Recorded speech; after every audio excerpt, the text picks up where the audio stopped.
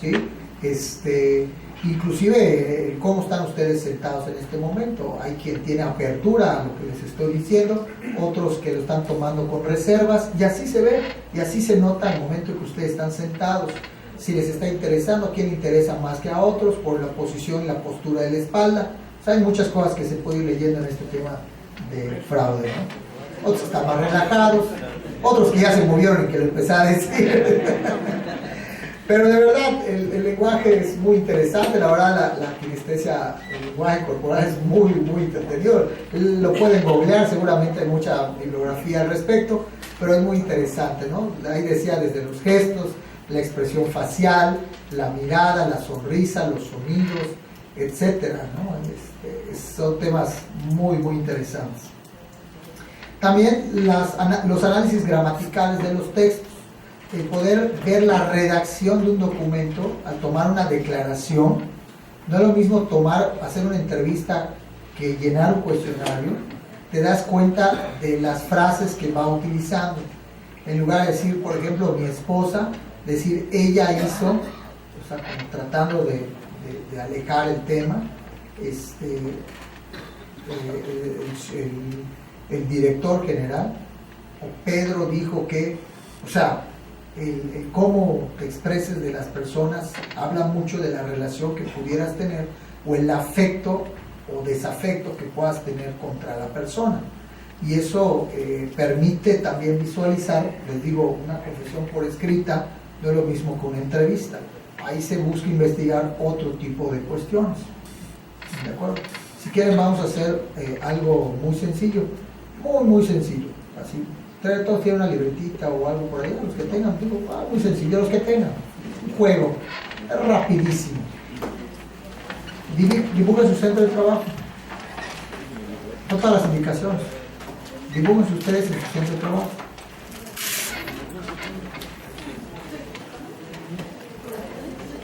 Dibujen ustedes en su centro de trabajo, en su oficina. O sea, como ustedes se lo imaginan. Como ustedes se lo imaginan.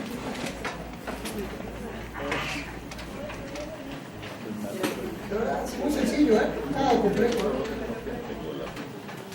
No voy a ver con eso estar engañando a alguien. No esperan nada de eso. Creo que enseguida soltaban la pluma como 5 o 6. No, muy sencillo, muy sencillo.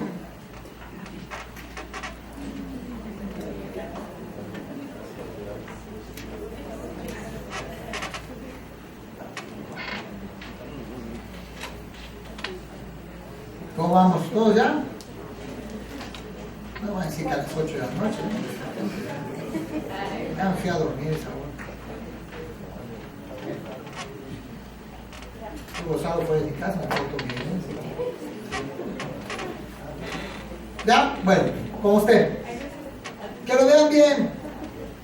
Dependiendo del tamaño en relación a ustedes, ¿sí se dibujaron ustedes? ¿Sí? Dependiendo de la relación del tamaño de ustedes con relación al lugar que ustedes pintaron, ¿sí? Es como ustedes ven su trabajo. Si está muy grande en comparación con el cuerpo que ustedes dibujaron, así de importante ven su trabajo. Si lo ven muy, pues está casi al igual, pues es como algo concurrente, tienes que hacerlo, ¿de acuerdo? Es de poca importancia. Igual, si se parece mucho a tu casa, es porque sientes que ya vives en el trabajo. No, pero en buen sentido, que ves tu centro de trabajo como si fuera tu hogar. Hay quien le pinta hasta los muebles. Y si te estás poniendo los muebles, también es porque tú sientes que es como un segundo hogar, sino un primero, dependiendo del tamaño ves tu lugar de trabajo. Y si pintaste a algunos compañeros, son los que sientes la mayor afección o aversión, y dependiendo de los gestos con que tú te pintaste, realmente es como tú te sientes a gusto en tu oficina o en tu trabajo. Si traes hoy alguna afección en contra de él, pues seguramente no vas a pintar una carita feliz, pero traes algún problema en el trabajo. Y así, hay muchas técnicas, digo, cosas tan sencillas, pero eso es real, o sea, son estudios que se van haciendo. Y así es donde se busca hacer este análisis. Por eso les decía, no es lo mismo una entrevista que inclusive una declaración por escrito. Un dibujo. Un dibujo. ¿Qué ves acá? Ah, pues veo a Batman, veo a esto, oye, ¿qué fumaste? Porque yo no veo nada, es una hoja en blanco. Pero pasa, ¿no? La gente se proyecta en muchas de estas situaciones. Y es ahí donde el investigador forense, bajo ciertos estudios, logra o puede ver entre líneas al tipo de personaje que está entrevistando, su relación con sus compañeros de trabajo. O sea, hay muchas formas más de que, a ver, dibuja con las personas con quien convives todos los días. No le estás dando nombres. Y de repente te dibujan gente que ni siquiera está alrededor de él en su oficina, de otros departamentos, de otra dependencia, etcétera, ¿no? Entonces te das dando cuenta de las actividades, las relaciones, cómo se siente el trabajo, si la persona se siente a disgusto, si no se siente cómodo, si lo ve como un segundo hogar, si le gusta a alguien en su oficina. No tan así, pero sí se busca que hay cierta afección. No, sí, hay cuestiones en donde áreas de las oficinas donde tú te sientes más a gusto. Y se puede ver pues, a través de un dibujo. Pero obviamente con preguntas donde te tienen que responder a través de gráficos o a través de como decimos nosotros, de pintamonos, ¿no? De pintar de alguna manera espacios, personas, gestos, etcétera, ¿no? Eso se busca también como parte de los análisis de textos o narraciones. Una narración verídica y honesta señala, ojo, de 20 a 25% de los datos antes del incidente principal, 45 al 55% de hechos dirigidos al propio suceso y un 20 a un 30% de información después del problema o del cierre. Cuando tú le dices, a ver, cuéntame cómo sucedió las cosas. Busca traer esta estadística. Si se rompe esta estadística, debe haber un indicamiento de que se está ocultando parte de la información.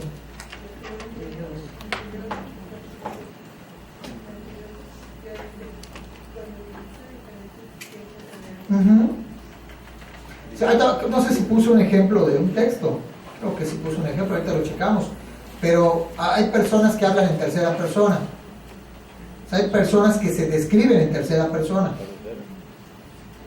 Se fue en la noche y luego se bajó del auto, en lugar de decir me bajé del auto, caminé, pero hay gente que dice se bajó del auto, caminó hacia el lugar, como si estuviera narrando una tercera persona que no quiere ser.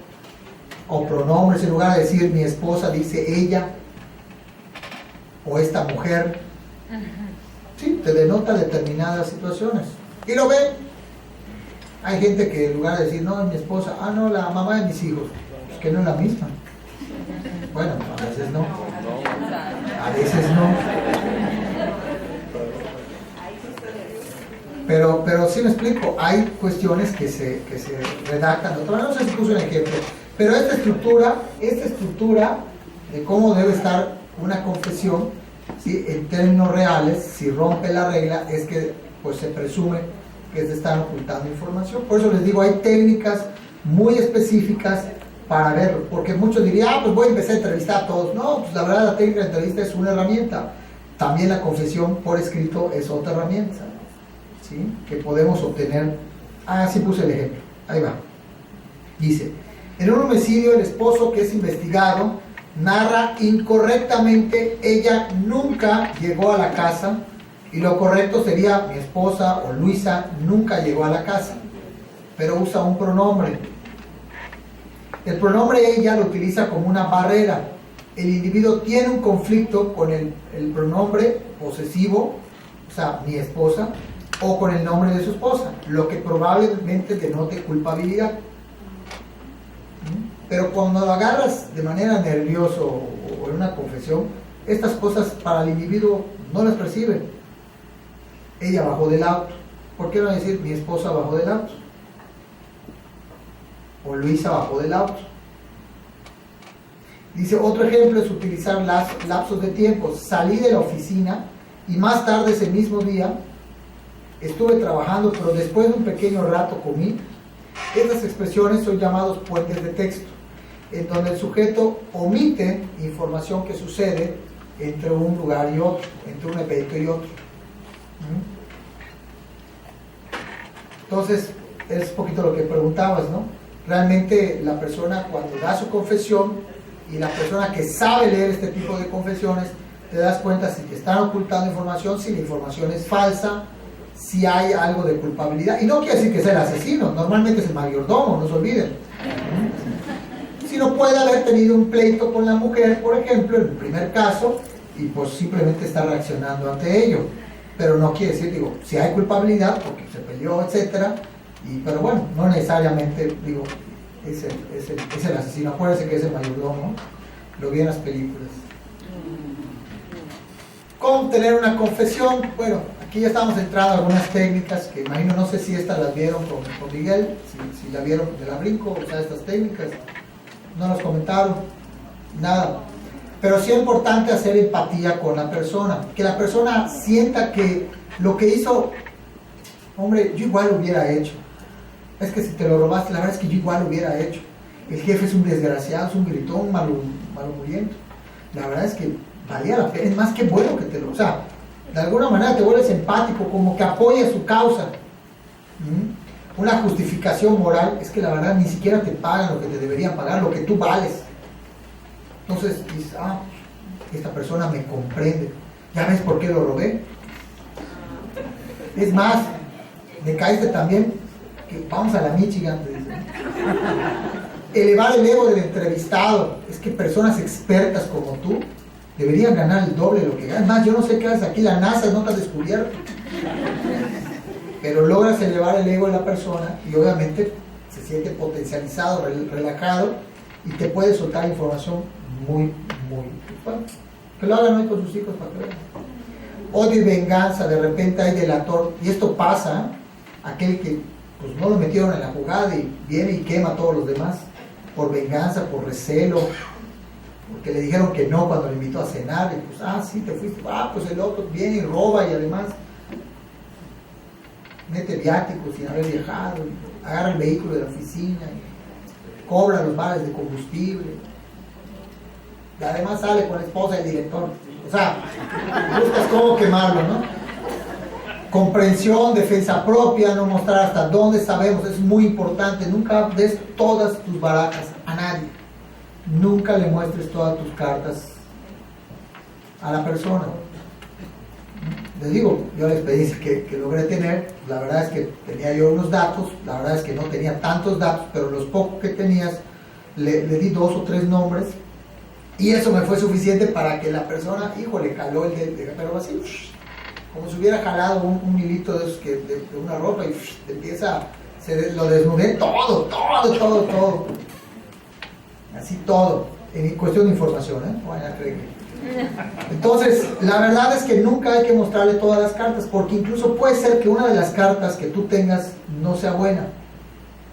Entonces, si el defraudador, el perpetrador ve que incluso tienes un error, se va a apoyar en ese, se va a ir sobre ese, y se va a ir tranquilo, lo vas a tranquilizar, porque va a decir, no tiene elementos para llevarme a la cárcel. Entonces ya perdiste todo el efecto que pudieras generar para hacer una buena entrevista o una buena confesión. Esta es una realidad. La paternidad, gráfico, falsificación de rúbricas. Esto es muy importante porque de alguna manera la grafoscopía son técnicas muy especializadas para ver si realmente hubo una falsificación, y muchas veces lo hemos visto a qué se refiere, si el alineamiento, la dirección. Hay unos que les ponen una línea para que firmen, y firman donde sea. Esas personas, pues, hay que tener cuidado porque van en contra de las reglas. A mí me ponen mucho, me critican mucho y me dicen, es que tú traes este tema, porque ponen unas cosas para poner una marca, que es la primera marca que tú pones. Normalmente señale la respuesta correcta. ¿Tú qué pones? Te pone los paréntesis. ¿Qué es lo que tradicionalmente pondrías? Una X. A mí me gusta poner palomitas. A mí. No me gusta ir contra la norma, no, véanlo. O sea, no es que me valga, ¿no? Aquí fue un casuístico, ¿no? Pero yo pongo palomitas y me dicen, ¿por qué no pusiste tachas? ¿Dónde dice que ponga la tacha donde sea la respuesta correcta? O sea, eso la verdad tiene mucho que ver, si es verdad, en la personalidad de la gente. Por eso, pues, eso es fácil de leer, si la fuerza en que apoya, la tensión entre las líneas, los enlaces. Ahí ven firmas muy bonitas, es una persona muy delicada, que le pone mucha atención a las cosas. No te digo que sea culpable o que sea inocente, pero te das cuenta de cuando una persona le pone mucha diligencia a las cosas, cuando va de acuerdo a las reglas, cuando las intenta violar, punto inicial, punto final, los cortes que hace. Las personas que saben leer eso, yo no soy experto en eso, lo aclaro, pero los grafóscopos sí, la verdad es que saben o determinan cuánto es la inclinación de la gente, incluso si es zurdo, si es derecho, al momento de ver con solo la firma, por el grado de apoyo, para ver si es su firma inclusive. A mí cuando me ponen a firmar papeles, la verdad es que la primera firma y la última, la verdad es que si las terminan comparando, dicen, oye, son dos personas diferentes. Y no, yo no firmé todas, ¿no? Y las reconoces. Eso también hacen los de la grafoscopía. No es decir, oye, no es mi firma, o porque no se parece, ¿no? En los bancos hasta a veces te la rechazan, ¿no? Le dice, oye, pues yo la hice, te firmo frente a ti. Pues que tiene que estar igual en tu credencial de lector, sí, pero pues tenía 18 años cuando la hice, ahorita ya tengo Alzheimer, o lo que se llama Parkinson. Entonces, pues obviamente no salen igual, pero aquí se trata de verificar o validar que la persona que puso ese garabato sea la misma que puso el otro garabato, no de ver si son iguales o son diferentes, ¿me explico? Esa es un poquito la técnica que se busca, ¿sí? Es ver qué persona, si era la misma persona la que puso Y aquí lo que busca la grafología es la personalidad a través de la escritura, a diferente de la grafoscopía, que es ver la validez de la firma. Aquí lo que se busca es ver la personalidad de la firma, ¿sí? Técnicas asistidas por computadora. Esto es súper fácil. Localización de individuos, números telefónicos, registros maritales, registros de divorcios, fechas de nacimiento, fechas de defunción. Todo esto se puede tener a través de computadoras sin necesidad de moverse de su lugar.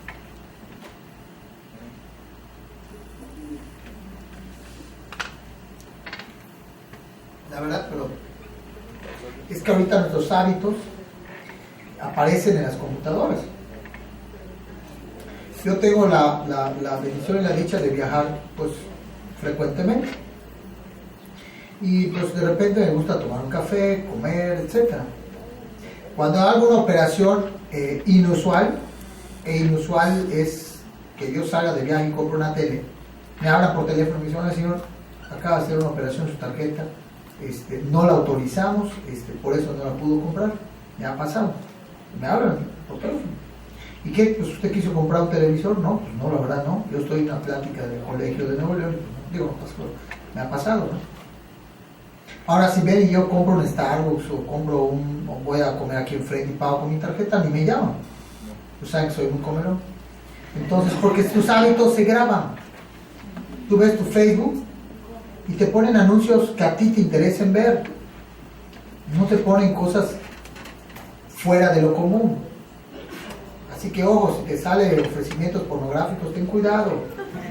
Esos son los hábitos que tú estás dejando rastro. Salud. Y de verdad, es en serio. Entonces es muy importante el hecho de que nos podamos asistir a través de computadoras. No estoy hablando de redes sociales, pero también con redes sociales podemos identificar dónde ha estado una persona, a través de su GPS, dónde está, qué hace, etc. Yo a mi hija le vacilé, es que desde chica, desde que naciste, le digo, te puse un chip para ver dónde estás, le dije. No, que lo voy a poner chips, cuestan carísimo. Solo el procurador tiene aquí en México y 2 que 3 funcionarios, que no les voy a decir nombres. Pero no, yo simplemente le di a mi hija su celular con el GPS prendido y un app que sirve para ver dónde está el celular, y la verdad es que mi hija hasta ni para bañarse, o sea, lo lleva hasta el baño. puede olvidarse de la ropa, pero el teléfono no. Entonces en un antro, digo, mi hija tiene 13 años, no va al antro, pero digo, yo sé que si va al antro la voy a localizar, así de sencillo, porque hasta ustedes se les puede olvidar el pantalón, pero el celular no. Seguro, salen de su casa y empiezas a ocultarte, a catearte tú mismo, ¿no? Y ya cuando lo encuentras ya respiras hondo, ¿no? ¿Sí o no? Entonces, ya conocemos dónde están, qué hacen, a quién hablan, quiénes son sus llamadas frecuentes, cuánto duran sus llamadas. Así de sencillo. Y no hablemos de otros sitios, porque estos son los comunes. ¿Están de acuerdo? Hay otras fuentes de información. Lo que pasa es que no los conocemos, por eso no los usamos. Pero hay mucha fuente de información, muchos buscadores que pues, ten cuidado si pones tu nombre y apareces, ¿no? Porque realmente pues, hay muchísimos buscadores los cuales te pueden dar información de otro tipo. Les digo, yo así encontré a mi buscador, le digo a la persona que me fui a buscar ayer, puse su nombre. No quemo al de hoy porque está aquí presente. La Deep Web, no sé si lo habrán escuchado.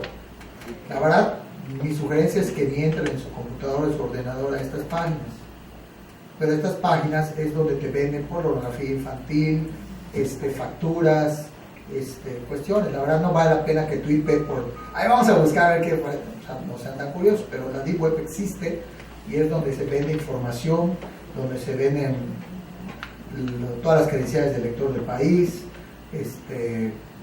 servicios de pornografía, etcétera, etcétera. Obviamente estas son páginas que la policía cibernética las vigila, porque donde se venden armas, donde se venden cosas, ¿no? Pero también ahí se puede buscar de tal manera información y pues la verdad es que el que busca encuentra. Entonces imagínense, en el Surface, digamos, en la Surface Web solo tenemos el 4%, en la Deep Web hay el 96%. Si queremos ver los hábitos de una persona, ahí podemos conseguir a alguien que nos hackee el teléfono, conseguir todas sus conversaciones de WhatsApp, sus puntos de visita, las transacciones de su tarjeta de crédito, todo lo que creativamente se les puede ocurrir, pero que puede ser ilegal. Entonces también nada más tengan cuidado, ¿vale? Pero de que existe, existe. Y bueno, ya para ir concluyendo, ¿sí? Hay diversas metodologías a nivel mundial. Esto no es nuevo, en Latinoamérica ya se lleva a cabo muchísimos, y acá les estoy dejando unas pinceladas de información que, bueno, por ejemplo, en el caso de Colombia, en Colombia tienen 4 fases.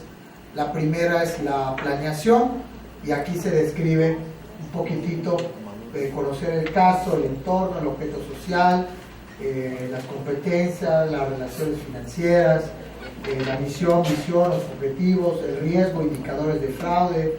Todo esto es la etapa de planeación. En el caso de la elaboración y desarrollo de un plan de programa de auditoría forense, lo manejan en 5 etapas. Primero es la tipificación del hecho, hacia dónde quiero encaminar el delito. Es un poquito lo que platicábamos anteriormente. Luego la recopilación de evidencias, la cadena de custodia de la documentación, es decir, demostrar la autenticidad de los documentos que nos hicimos propiedad, ¿sí? La evaluación de las evidencias o indicios, dar su validez, y la elaboración del informe de auditoría, que sea claro, preciso, detallado sobre los exámenes e investigaciones realizados. Un poquito lo que hemos platicado. La tercera etapa es la comunicación de los resultados, que eso siempre es un tema muy delicado. Hay que saber a quién comunicarlo. Aquí es permanente con los funcionarios que el auditor forense determine. Hay que poner en qué paso está la información, y también hay que hablar con la persona a quien le vamos a estar dando información, la importancia de considerar clasificada inclusive la información que le estemos nosotros pasando a lo largo de la auditoría hasta que ésta no concluya, porque podemos presumir que hay un delincuente y en realidad pues solo es un intermediario. o solo es una parte de la red de corrupción. Entonces tenemos que tener mucho cuidado cuando estamos nosotros llevando este caso y lo estemos monitoreando, lo estemos dándole a conocer a determinado funcionario dentro de la entidad o de la institución, ¿sí? O sea, no es llegar y ya llegué, a ver, llegó el auditor forense, o inclusive llegar y oye, ya vi que Juanito, pues probablemente él sea el culpable. Al día siguiente digas, oye, es Juanito y Daniel, oye, es Juanito, Daniel y Carlos. Y luego llegas al día siguiente y dices, ¿quién crees? Solo es Carlos. O sea, hay que tener mucho cuidado en cómo vamos comunicando paulatinamente los resultados. Sí es importante dar a conocer a la autoridad que estamos monitoreando el tema, pero hasta no ser concluyente, no tener la prueba, evidencia, ¿sí? No podemos afirmar o dar afirmaciones que no tengamos sustentadas en ningún momento. Y luego el seguimiento y monitoreo. Me comentaban por acá que si había cédulas de seguimiento o algo por el estilo. En el caso de nosotros en México, por nuestro sistema de justicia, nosotros ponemos en aviso a la autoridad, se lleva el litigio y hasta que pues, se concluye el litigio y se procede a una sentencia, pues se concluye realmente. Obviamente el seguimiento y monitoreo, lo único que se busca es que realmente no se vuelva o sea, digamos, se subsanen las fracturas de los riesgos de control, o sea, los controles que fueron vulnerados. Eso sería todo el seguimiento que en México se hace. En el caso colombiano, por su sistema de justicia, sí hay un seguimiento, ¿sí? De acuerdo a la investigación para evitar que quede en el olvido, pero es por su sistema de justicia, ¿no? En el caso de Canadá, es algo muy curioso y lo quise poner porque platicaba con unos compañeros y en realidad allá, y ustedes creo que lo tienen en su diplomado y seguramente se los comentarán, pero por ejemplo el caso de Canadá ya no están haciendo auditorías financieras, sí hacen, pero muy poquitas. El 80% de las auditorías de los canadienses son auditorías de desempeño, y un mal desempeño, eso sí implicaría un delito. Entonces su metodología forense es muy particular. Ustedes van a ver, creo que en los últimos módulos con el doctor Márquez, van a ver el tema de auditoría de desempeño. Él escribió un libro sobre eso. Entonces, aquí es muy importante, los canadienses primero identifican si tienen las habilidades o la experiencia necesaria para el trabajo. Y en ese caso, si ellos están capaces de poder hacerlo, aceptan la investigación. Aquí en México aceptas el puesto y dices, vine a aprender, ¿no? Aquí en Canadá no. En Canadá ven si pueden y tienen las habilidades para poder llevar a cabo, y hay una aceptación formal del caso. Y ya que lo aceptan, realmente arrancan con la etapa de planeación y lo tienen muy claro, las metas y programas de trabajo, los objetivos que deben incluir, identificar el tipo de fraude que se está operando y cómo se ha realizado, los posibles infractores, cuantificar las pérdidas financieras, recopilar información vinculada al proceso y acá sí emiten recomendaciones para evitar nuevos fraudes. Si ven, no es muy diferente las metodologías a nivel internacional, ¿de acuerdo?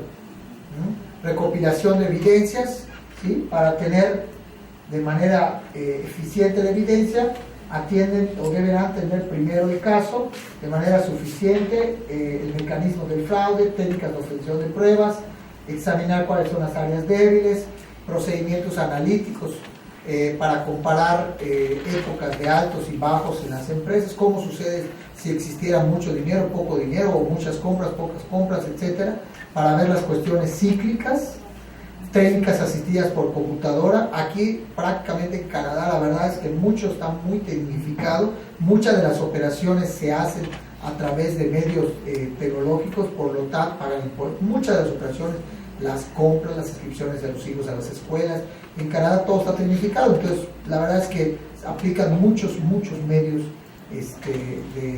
asistidas con tecnología, muchas pruebas con asistencia de tecnología, entrevistas de empleados, revisión de documentos, y el objetivo de la investigación es que se confiese culpable el infractor. Aquí sí, ¿por qué? Porque la confesión hace prueba en el caso de Canadá, y cambia el delito si el implicado se entrega o si se le tiene que comprobar el delito, cambia el tiempo de la sentencia, pues por el método de justicia que lleva. Y el reporte de los resultados, ¿sí? Contener encuentros durante la investigación, resumen de evidencias, exhibir las pérdidas monetarias resultantes del fraude, etc. En Paraguay, ya para ir concluyendo, ¿sí?, igual vemos el término de planeación, ejecución, comunicación y entrega del informe o dictamen contable, como le llaman en Paraguay. En Reino Unido, el Reino Unido es muy interesante porque en Reino Unido la cultura organizacional, no quiere decir que sean unos santos, pero realmente cuando llega un auditor y le hace unas observaciones y le recomienda implementar el control A, B y C, ustedes ven en su normatividad o en su legislatura, no existen normas por el incumplimiento, ¿sí?, de la no aceptación o aplicación de las recomendaciones de sus auditores. ¿Por qué creen?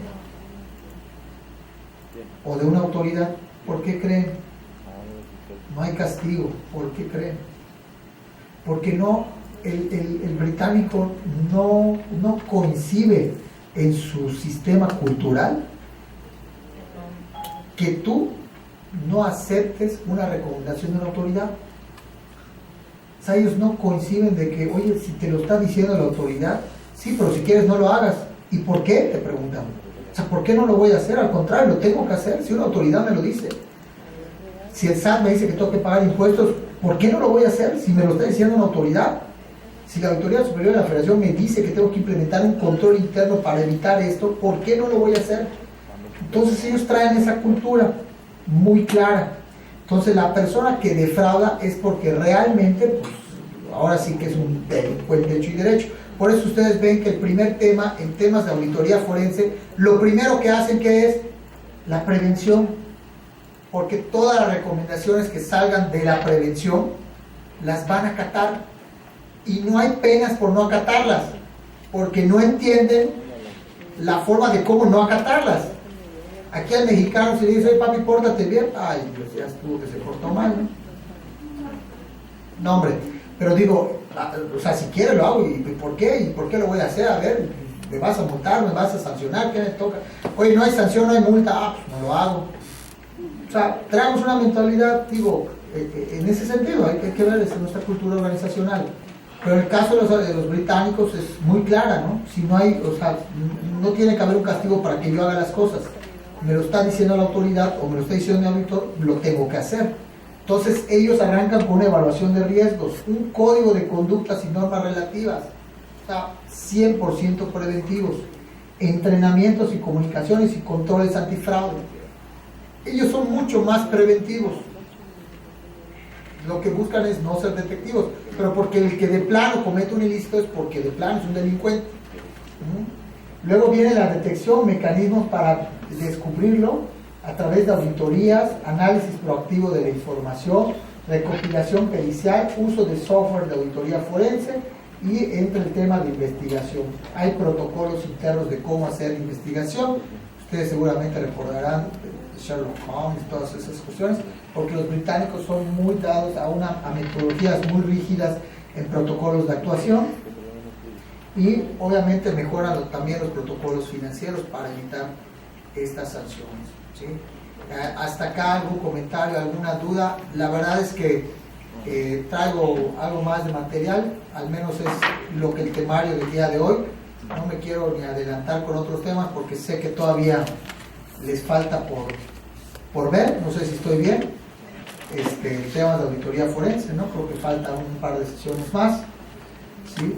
Esto es lo que traje de información el día de hoy, muy importante, recapitulando únicamente, el tema de administración de riesgos es sumamente importante, no estamos acostumbrados, no estamos familiarizados, incluso en muchos casos no estamos entrenados para hacer un mapeo de riesgos y en algunos casos el mapeo de riesgos de fraude mucho menos. La verdad es que hay que estudiar, hay que ponernos las pilas para identificarlo, hay que ponerle banderas rojas donde tengamos que poner las banderas rojas. ¿Sí vieron las banderas rojas con Maidera? Hay que poner las banderas rojas, o sea, no hay que taparnos los ojos ante los riesgos de fraude. Esas son unas situaciones reales que suceden día con día. La verdad, yo no estoy en mi escritorio buscando a ver quién está haciendo fraudes. Desgraciadamente llegan solitos a mi escritorio, no sé por qué. A través de denuncias, canales de denuncias formales, informales, quejas, etcétera, o a veces hasta con pláticas con gente, ¿no? Te das dando cuenta que el que debe vigilar no tiene competencias, el auditor no tiene ni idea de lo que está auditando, el administrador no tiene idea de cómo es la contabilidad gubernamental, entonces te estás dando cuenta que la falta de competencias de los propios funcionarios es seguramente señales de alerta de que puede materializarse algún desvío de recursos o alguna situación que se puede ir dando. Y los indicadores de riesgo son aquellos que ustedes van a implementar para que en caso de que un aumento de presupuesto, una disminución de presupuesto, más de 10 ajustes o menos de 10 ajustes contables, más de 50 pólizas al día, más de 30 registros de ingresos, o sea, esos son los indicadores de alerta donde ustedes encuentran las áreas de riesgo de fraude que tienen que darles señales de que algo inusual está sucediendo. Si diario registramos 10 pólizas y de repente un día hacemos 20, fin de semana y en una terminal remota que no fue dentro de la oficina, algo está sucediendo. Eso es una operación inusual, ¿de acuerdo?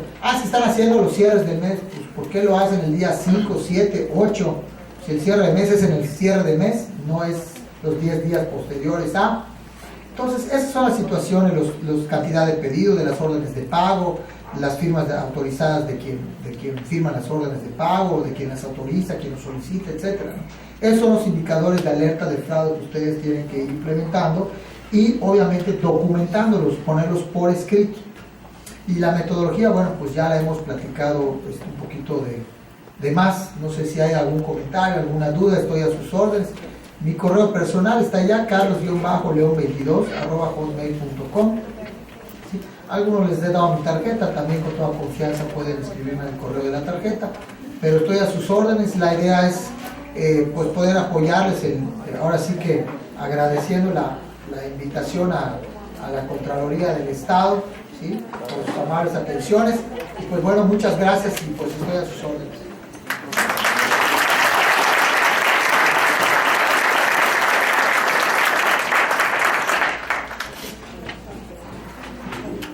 Gracias por habernos compartido y haber participado en el seminario de autoridad gubernamental. En nombre de la contadora Noralia Contreras y del contador Mario Enrique Morales López, presidente de los contadores, entregamos el conocimiento de 8 de la Constitución. Gracias. Muchas gracias.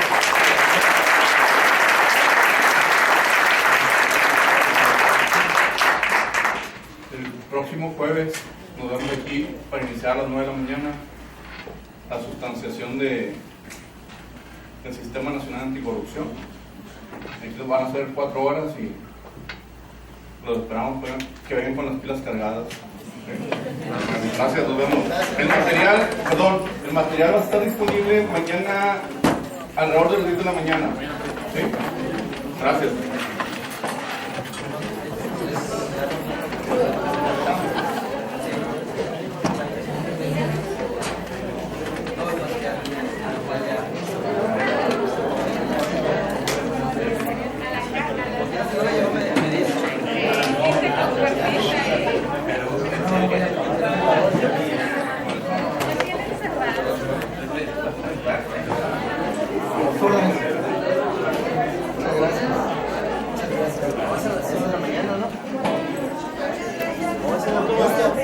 Gracias. Sí.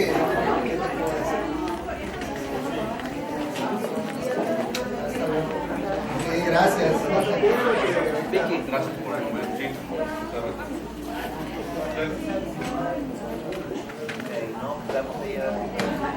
No, sí es en la mañana. De 9 a 1. ¿Puedes cortar la cámara?